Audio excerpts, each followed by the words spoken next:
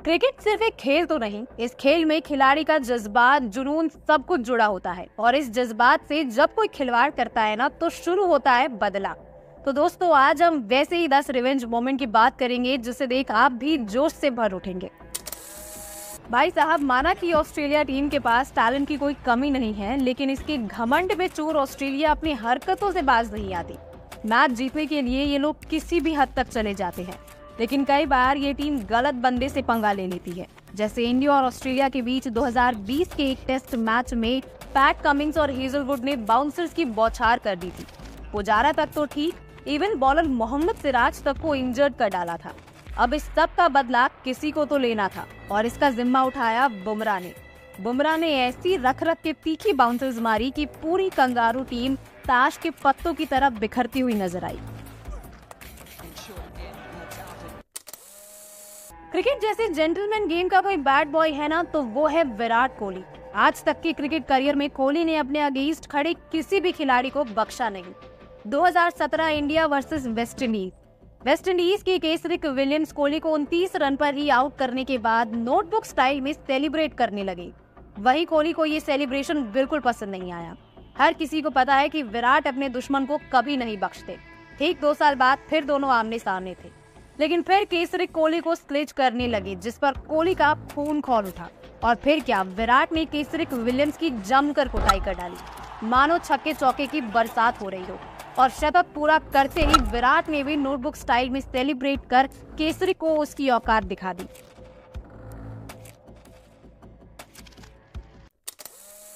चौके या छक्के खाकर तो वैसे ही बॉलर्स परेशान हो जाते हैं।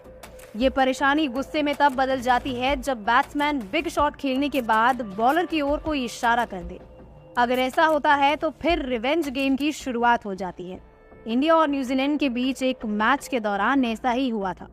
धुरंधर बल्लेबाज मार्टिन गप्टिल ने दीपक चहर की बॉल पर एक जोरदार छक्का मारा। गप्टिल इतने एटीट्यूड में थे कि वो शॉट मारने के बाद बॉल को देखने के बजाय दीपक चहर को ही आंख दिखाने लगे।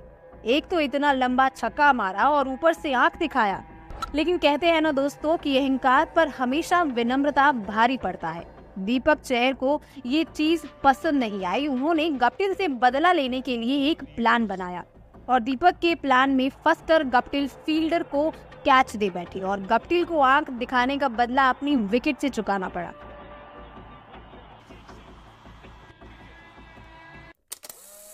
Lasith Malinga versus Andre Russell, एक यॉर्कर किंग तो वही दूसरा सिक्सर किंग। अब जब दो किंग आमने सामने हो तो मुकाबला जोरदार तो होना ही था। दुनिया में कोई ऐसा बैट्समैन नहीं है जिसके पास मलिंगा के परफेक्ट यॉर्कर का कोई जवाब हो। वैसे महेंद्र सिंह धोनी ने हेलीकॉप्टर शॉट से यॉर्कर की पहेली को सुलझा तो लिया था, लेकिन दूसरे प्लेयर्स के लिए इसे खेलना अब भी एक सिरदर्द ही है। एक मैच में लसिथ मलिंगा के सामने आंद्रे रसल बैटिंग कर रहे थे। उन्होंने मलिंगा की एक बॉल पर जबरदस्त छक्का लगाया। मलिंगा की नॉर्मल बॉल पर रसल ने मारकर अपना पावर तो दिखा दिया, लेकिन अब बारी थी मलिंगा के बदले की। मलिंगा ने रसल के सामने एक परफेक्ट यॉर्कर डाला। रसल के पास इस यॉर्कर का कोई जवाब नहीं था। इसे खेलने की कोशिश में रसल वहीं जमीन में ही बिखर गए और बॉल उनके होश उड़ा ली गई। मलिंगा ने दिखा दिया कि अगर वो फील्ड में हो तो उनके सामने झुककर ही रहना पड़ेगा। बात अगर रिवेंज की हो तो मुझे नहीं लगता इससे बड़ा रिवेंज आज तक किसी ने क्रिकेट हिस्ट्री में लिया होगा।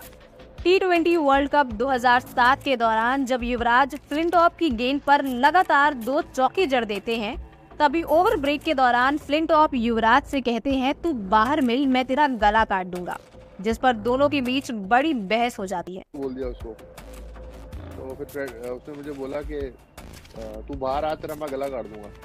अच्छा। लेकिन उस फाइट ने युवी को इतना चार्ज कर दिया था कि उसका स्वाद हर अंग्रेज को आज भी याद है।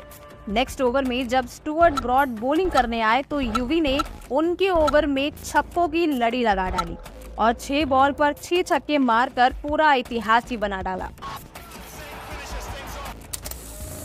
1998 कोका कोला कप में जिम्बाब्वे, जो जस्ट अभी श्रीलंका को हराकर आई थी, और अब मैच था इंडिया से।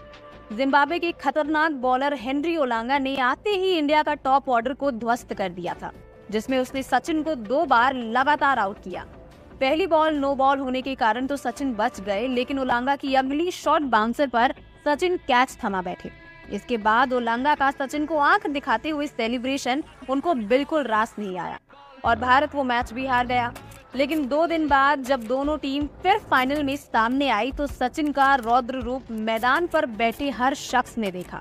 सचिन अग्रेसिव बैटिंग करते हुए चौकों और छक्कों दोनों की लड़ी लगा दी थी। सचिन की पिटाई के सामने उलांगा पूरी तरह बेबस नजर आए। साथ ही भारत ये मैच 10 विकेट से जीत गया। आमतौर पर प्लेयर्स का रिवेंज जिस मैच में शुरू होता है उसी मैच में खत्म हो जाता है, लेकिन बेन कटिंग और सोहेल तनवीर की ये लड़ाई सिर्फ एक मैच तक नहीं बल्कि पूरे 4 साल तक चला था। सीपीएल के एक मैच में कटिंग ने तनवीर की बॉल पर लगातार 2 छक्के जड़ दिए, जिस पर तनवीर का गुस्सा 7वें आसमान पर चला गया। तीसरी बॉल पर सोहेल ने कटिंग को क्लीन बोल्ड कर दिया। वैसे तो दोनों का रिवेंज यही खत्म हो जाना चाहिए था, लेकिन तनवीर हद पार कर देते हैं और आउट करने के बाद उन्होंने अपने दोनों मिडिल फिंगर कटिंग को दिखा दिया, जो कि एक सीनियर प्लेयर के द्वारा काफी गलत था।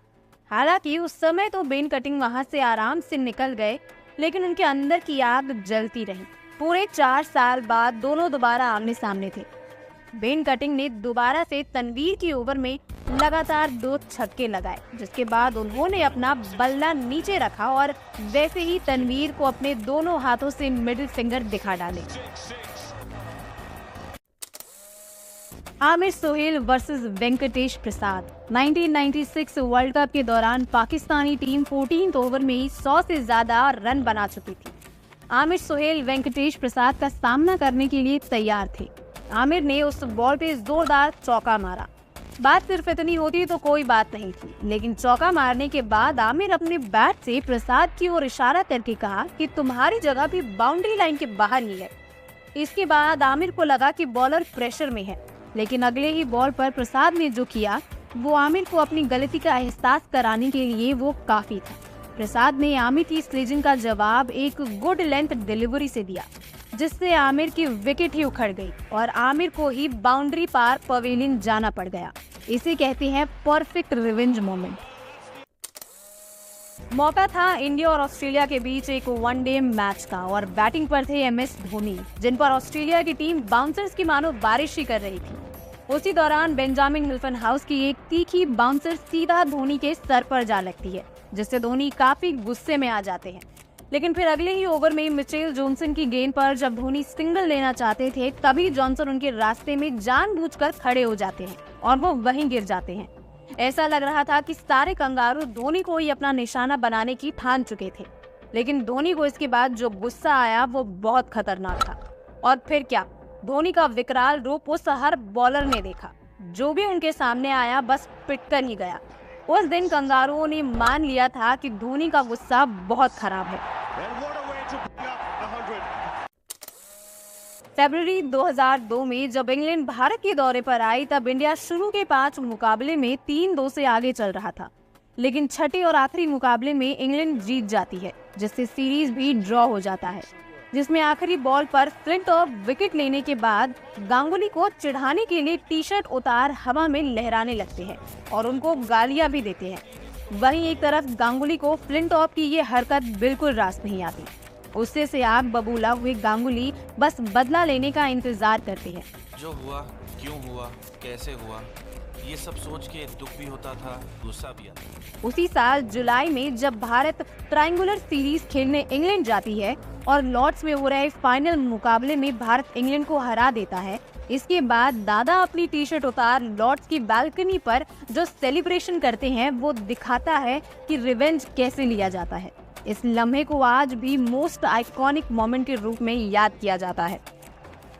तो दोस्तों, आपको ये रिवेंज मोमेंट कैसा लगा? सिर्फ यही क्यों, ये सारे मोमेंट आपको कैसे लगे? किस खिलाड़ी का रिवेंज आपको सबसे ज्यादा पसंद आया? हमें कमेंट में जरूर बताएं और वीडियो को लाइक और चैनल को सब्सक्राइब करना बिल्कुल ना भूलें।